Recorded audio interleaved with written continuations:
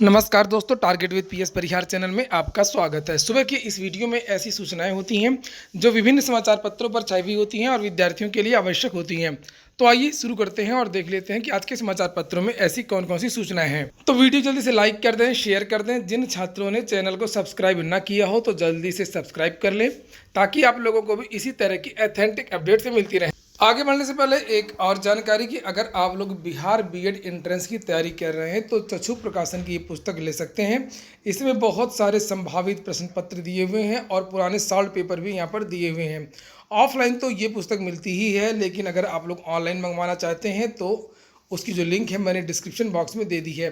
यहाँ पर पूरा देख सकते हैं, इंडेक्स पूरा सिलेबस यहाँ पर दिया हुआ स्पष्ट रूप से कि इस पुस्तक में कौन कौन सी चीज़ें दी हुई हैं। चलिए शुरू करते हैं आज की सूचना को। आज की सबसे पहले सूचना है टीजीटी और पीजीटी की। अब वीकेंड लॉकडाउन होने लगा है, 3 दिन का लॉकडाउन होता है और इसलिए टीजीटी पीजीटी की फिर से एक बार आवेदन की जो अंतिम तिथि है वो बढ़ा दी गई है। ये देखिए यहाँ पर लिखा हुआ है कि टीजीटी प्रवक्ता आवेदन की तिथि 10 मई तक बढ़ी। उत्तर प्रदेश माध्यमिक शिक्षा सेवा चयन बोर्ड ने प्रदेश के सहायता प्राप्त माध्यमिक विद्यालयों के लिए टीजीटी एवं प्रवक्ता पदों के आवेदन की तिथि तीसरी बार आगे बढ़ा दी है। पंजीकरण की तिथि 1 मई से बढ़ाकर के 10 मई तक कर दी गई है, जबकि ऑनलाइन शुल्क जमा करने की तिथि 12 मई और आवेदन सबमिट करने की अंतिम तिथि 15 मई तक बढ़ा दी गई है। चयन बोर्ड ने स्पष्ट कर दिया है कि 15 मई के बाद ऑनलाइन आवेदन सबमिट करने की तिथि में कोई बढ़ोतरी नहीं की जाएगी। चयन बोर्ड ने स्पष्ट किया है कि एनआईसी के पोर्टल के सही तरीके से काम नहीं करने के चलते ऑनलाइन आवेदन के लिए पंजीकरण की तिथि 10 दिन आगे बढ़ा दी गई है।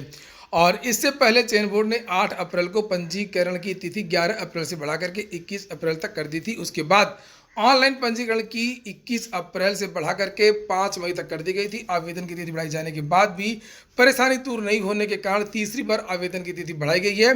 अमर उजाला ने पोर्टल की परेशानी को लेकर के लगातार छात्रों की आपत्तियों को सामने लाने का काम किया था। इसके बाद तीसरी बार आवेदन की जो अंतिम तिथि है वो बढ़ाई गई है। वहीं पर नीचे पीसीएस की परीक्षा को भी स्थगित कराने के लिए पत्र लिखा है। छात्रों ने कोविड महामारी के मद्देनजर 13 जून को प्रस्तावित पीसीएस 2021 की प्रारंभिक परीक्षा स्थगित की जाए। एनएसयूआई पूर्वी यूपी के अध्यक्ष अखिलेश यादव ने उत्तर प्रदेश लोक सेवा आयोग के अध्यक्ष को पत्र लिख करके यह मांग की है। पत्र के जरिए अखिलेश ने कहा है कि लोग रेमडेसिविर इंजेक्शन ऑक्सीजन की कमी से अपने प्राण त्याग रहे हैं, वहीं सुरक्षा के बिना किसी पुख्ता इंतजाम के प्रदेश की सबसे बड़ी परीक्षा कराने की तैयारी हो रही है। यह प्रतियोगी छात्रों को मौत के मुंह में धकेलने जैसा है। और इसी तरीके के बहुत सारे जो पत्र हैं अलग अलग छात्र संगठनों ने भेजे हैं, चाहे वो युवा मंच हो, चाहे वो भ्रष्टाचार मुक्ति मोर्चा हो या अन्य संगठन हो।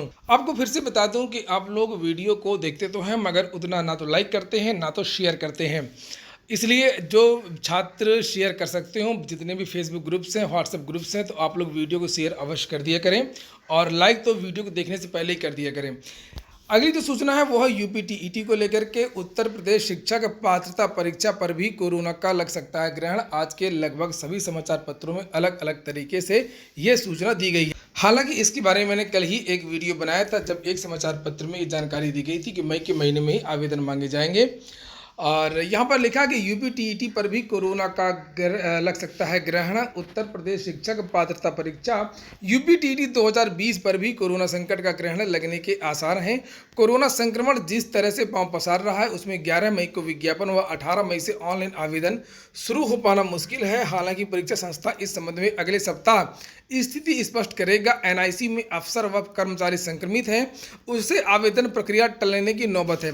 ज्ञात हो कि परीक्षा 25 जुलाई को प्रस्तावित रही है और बेसिक शिक्षा विभाग ने 15 मार्च को यूपीटीईटी 2020 के आयोजन की समय सारणी तय करते हुए शासनादेश जारी किया था। इसके लिए 11 मई को विज्ञापन प्रकाशित करने के निर्देश दिए थे।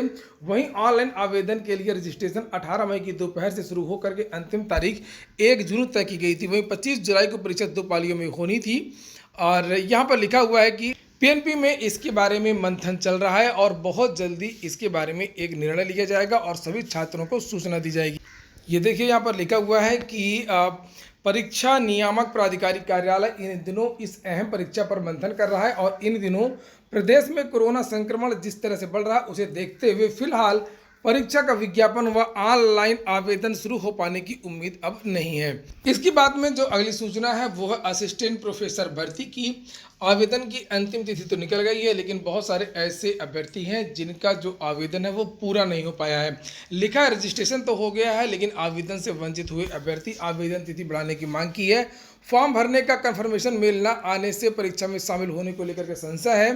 प्रदेश के अशासकीय महाविद्यालयों में असिस्टेंट प्रोफेसर भर्ती के लिए ऑनलाइन आवेदन की प्रक्रिया पूरी हो चुकी है, लेकिन बड़ी संख्या में अभ्यर्थी विभिन्न कारणों से अपने ऑनलाइन आवेदन अंतिम रूप से सबमिट नहीं कर सके। ऐसे में अभ्यर्थी 5 साल बाद होने जा रही असिस्टेंट प्रोफेसर भर्ती में शामिल होने से वंचित रह जाएंगे। अभ्यर्थियों ने उच्चतर शिक्षा सेवा आयोग के अध्यक्ष को पत्र लिखकर के मांग की है कि उन्हें आवेदन के लिए अतिरिक्त अवसर प्रदान किया जाए। अशासकीय महाविद्यालयों में विज्ञापन संख्या 46 के तहत एक विषय भूगर्भ विज्ञान व असिस्टेंट प्रोफेसर के एक पद और विज्ञापन संख्या 50 के तहत 49 विषयों के असिस्टेंट प्रोफेसर के 2002 पदों पर भर्ती होनी है।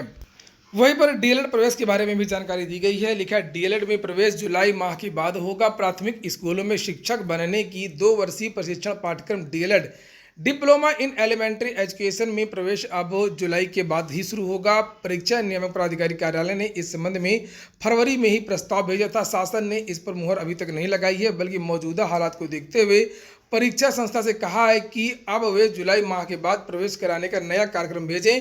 संभव है कि इस माह के अंत तक या फिर जून में नया कार्यक्रम घोषित हो, और हो सकता है कि डीएलएड इस बार जो प्रवेश अभी तक होता था डीएलएड में एकेडमिक के आधार पर हाई स्कूल, इंटर और ग्रेजुएशन के नंबर जोड़कर के एक मेरिट बनती थी, उस आधार पर डीएलएड में प्रवेश दिया जाता था। और इस बार जो डीएलएड में एंट्रेंस एग्जाम होने की तैयारी हो रही है, और ज़्यादा जानकारी जब नोटिफिकेशन जारी होगा तभी मिल पाएगी। वहीं अगली जो सूचनाएं हैं वो बोर्ड परीक्षाओं को लेकर के हैं। सबसे पहले बात करेंगे सीबीएसई की। लिखा सीबीएसई 20 जून को जारी करेगा 10वीं का परीक्षा परिणाम।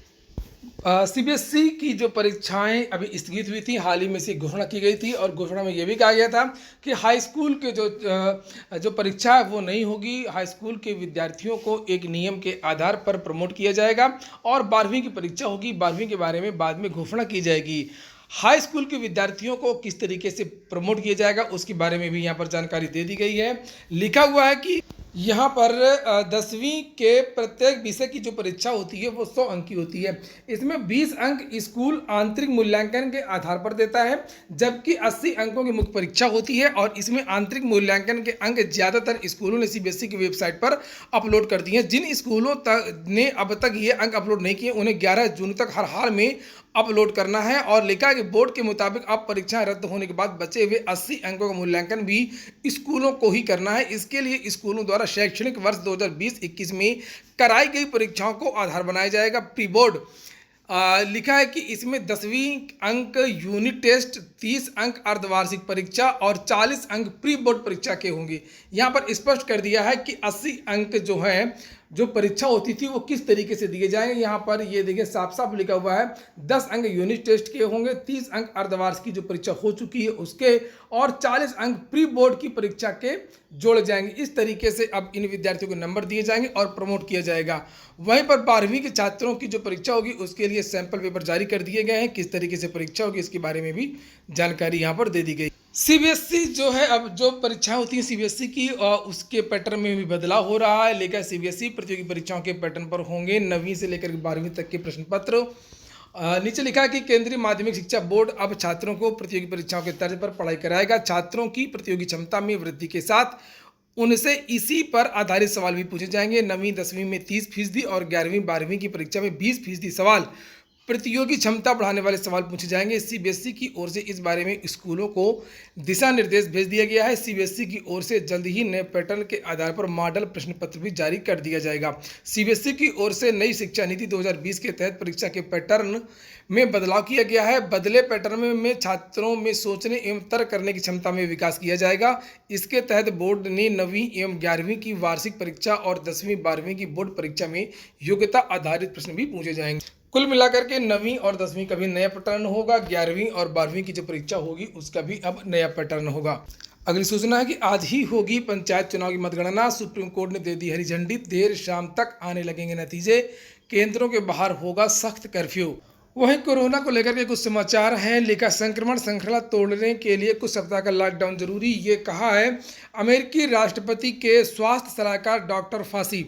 यहाँ पर लिखा, अमेरिका के शीर्ष महामारी विशेषज्ञ डॉक्टर एंथनी फॉसी ने कोरोना संक्रमण फैलने से रोकने के लिए भारत में तत्काल कुछ सप्ताह का लॉकडाउन लगाने की सलाह दी है। अमेरिकी national institute of allergy and infectious diseases के निदेशक और अमेरिकी राष्ट्रपति के मुख्य स्वास्थ्य सलाहकार डॉक्टर फॉसी ने कहा कि संभवतः जीत की घोषणा जल्द ही कर दी गई थी। संक्रमण रोकने के लिए उन्होंने तत्काल, मध्यवर्ती और लंबी अवधि में किए जाने वाले उपायों के 3 चरणों का जिक्र किया। फॉसी ने एक इंटरव्यू में कहा कि संकट की भयावहता के मद्देनजर भारत को संकट समूह बनाना चाहिए और बैठक करे और चीजों को संगठित करना शुरू कर दे।